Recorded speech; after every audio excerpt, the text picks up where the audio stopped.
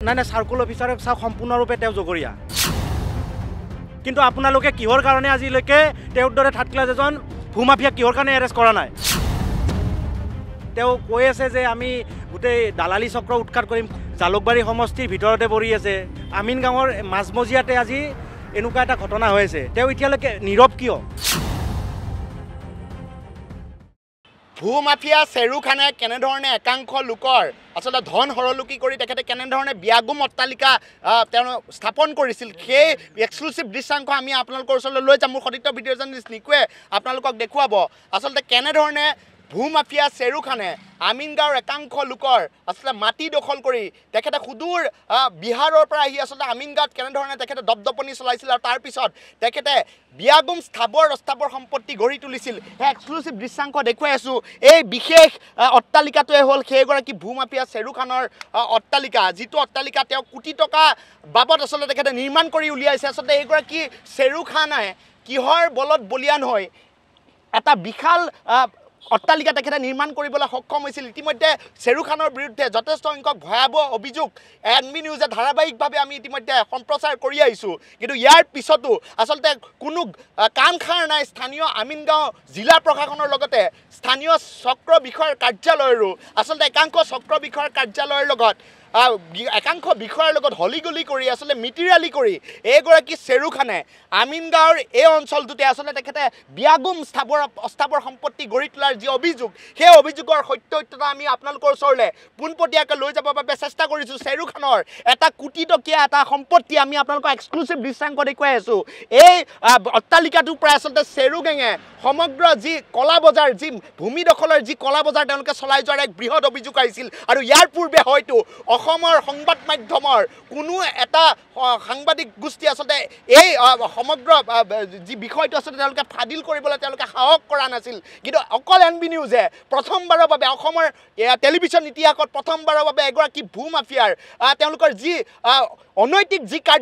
কাৰ্যৰ ফলত তেওঁলোকে কোটি কোটি টকা আচলতে আহৰণ কৰি কেনেধৰণে তেওঁলোকে এনেধৰণে তেওঁলোকে বিয়াগুম অট্টালিকা তেওঁলোকে নিৰ্মাণ কৰিছে তেওঁলোকে আমিন গাঁও অঞ্চলৰ বিভিন্ন চৰকাৰী ভূমি তেওঁলোকে দখল কৰি কোটি কোটি টকাৰ তেওঁলোকে ইতিমধ্যে যি টকাৰ হৰলুকি কৰিছে সেই এক্সক্লুসিভ ভিজুৱেলছ আমি পুনৰবাৰ লৈ যাবৰ বাবে চেষ্টা কৰিছোঁ আৰু আমাৰ এই বাতৰিটো এই মুহূৰ্তত পুনৰবাৰ আমি সেইগৰাকী কামৰূপৰ জিলা আয়ুক্ত কীৰ্তি জলিলে আমি পোনপটীয়া প্ৰশ্ন কৰিব বিচাৰিছোঁ আপোনাৰ অঞ্চলৰ এগৰাকী সততে বিতৰ্কৰ আৱদ্ধ থকা এগৰাকী ভূমাফিয়াই কেনেধৰণে তেখেতে এই অঞ্চলটো এনেধৰণে বিয়াগুম অট্টালিকা তেখেতে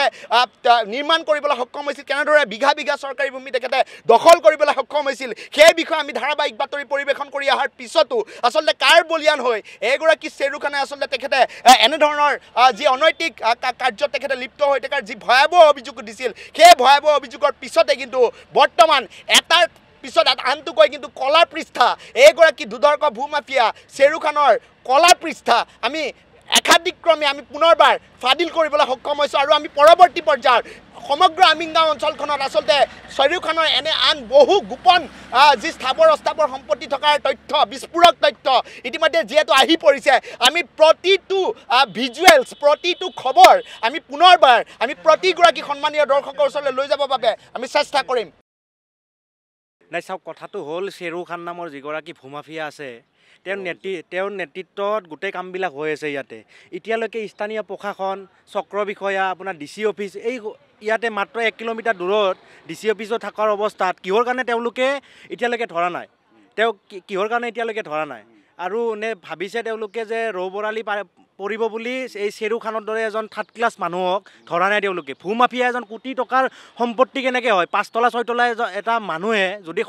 সৎ টকাৰে যদি কমাইছে তেওঁ কেনেদৰে আজি 5 তলা 6 তলাৰ সম্পত্তিৰ মালিক হয় বিল্ডিঙৰ মালিক হয় আৰু এতিয়া কথাটো হৈছে আমাৰ স্থানীয় সাংবাদিক যিগৰাকী আমাৰ ইয়াতে আছে এনবি নিউজৰ তেওঁক মাৰিম বুলি ভাবি দিছে এইটো এটা সাংবাদিকৰ এটা কিমান এটা ডাঙৰ ঘটনা হৈছে সাংবাদিক এজনক ইয়াতে সাংবাদিকৰ নিৰাপত্তা নোহোৱাৰ দৰে অৱস্থা হৈছে নাই নাই চাৰ্কুল অফিচাৰে চাওক সম্পূৰ্ণৰূপে জগৰীয়া কিহৰ কাৰণে তেওঁলোকে এই তথ্যবিলাক আমি দিয়া স্বত্তেও তেওঁলোকে আমি দল সংগঠনে দিয়া স্বত্তেও আজিলৈকে তেওঁক ইৰেষ্ট কৰা নাই বা কোনো ধৰণৰ বিহিত ব্যৱস্থা লোৱা নাই কিহৰ কাৰণে তেওঁলোকে নাকত তেল দি হৈ আছে আজিৰ তাৰিখত ইয়াৰে আমি মাননীয় যিগৰাকী উপায়ুক্ত আছে কীৰ্তিজল্লি ডাঙৰীয়ানীক আমি সুধিব খুজিছোঁ যে আপোনালোকৰ চৰকাৰখনে শূন্য সহনীলতাৰ কথা কৈ আছে, কিন্তু দালাল ফ্ৰী বুলি কৈ আছে আপোনালোকে, কিন্তু এতিয়ালৈকে এই শ্বেৰু খান নামৰ থাৰ্ড ক্লাছ এজন ভূমাফিয়াক আপোনালোকে এৰেষ্ট কৰিবলৈ কিয় সক্ষম হোৱা নাই? আমি ইমান তথ্য দি আছে NB নিউজৰ সাংবাদিকে আহি পেলাই গ্ৰাউণ্ড জিৰ' ৰিপৰ্ট কৰি আছে সদায় সদায়, কিন্তু আপোনালোকে কিহৰ কাৰণে আজিলৈকে তেওঁৰ দৰে থাৰ্ড ক্লাছ এজন ভূমাফিয়াক কিহৰ কাৰণে এৰেষ্ট কৰা নাই? নাই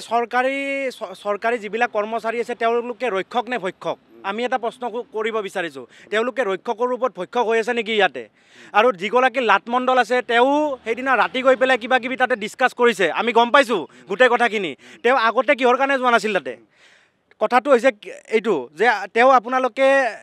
তেওঁ এতিয়ালৈকে চাব যোৱা নাছিলে। যিদিনা আমি নিউজটো আপোনালোকে বজালে গ্ৰাউণ্ড জিৰ' ৰিপৰ্ট যেতিয়ালৈকে কৰিলে তাৰে পিছত যাই পেলাই স্থানীয় মানুহৰ লগত কথা পাতিছে, কিন্তু এতিয়ালৈকে এই শ্বেৰু খান নামৰ মানুহজনক এৰেষ্ট কিয় কৰা নাই? চৰকাৰখনে মাননীয় মুখ্যমন্ত্ৰী ডাঙৰীয়াৰ গৃহ সমষ্টি জালুকবাৰী সমষ্টিৰ ভিতৰতে পৰি আছে। তেওঁ কৈ আছে যে আমি গোটেই দালালি চক্ৰ উৎখাত কৰিম। খুদ তেওঁৰ সমষ্টিতে আমিন গাঁৱৰ মাজমজিয়াতে আজি এনেকুৱা এটা ঘটনা হৈ আছে, তেওঁ এতিয়ালৈকে নীৰৱ কিয়? কেনেদৰে সেইটোৱে অনলাইন কেনেদৰে হ'ল শ্বেৰু, সেইটোৱে ম্যাদী পট্টা কেনেদৰে হয়?